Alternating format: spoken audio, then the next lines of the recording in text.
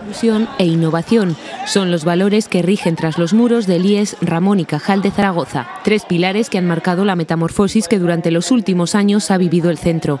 En pleno barrio de San Pablo son muy conscientes del contexto y la diversidad de su alumnado. Sobre todo se ha fijado como meta atender a la individualidad, es decir, buscar en cada individuo, en cada estudiante, en cada alumno y alumna su talento, su capacidad y motivarlo para que este talento se desarrolle. La fórmula cooperación y microproyectos. Uno de los últimos, este escape room para conocer a la generación del 27, pero suman cerca de 45 en tan solo 2 años. Luchan contra el machismo, contra el racismo, que todos somos iguales y que estamos aquí todos para ayudarnos. En educación física participé en un proyecto con Juan, el secretario, pues que nos teníamos que ir como vestidos de griegos y pues grabamos un vídeo en plan mezclando historia y educación física. El centro también es pionero en el impulso de jóvenes con necesidades especiales. Los acercan al mundo laboral a través de sus 3 programas de cualificación inicial: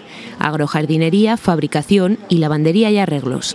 Llegan aquí, florecen y sobre todo les enseñamos a socializar, a trabajar en equipo.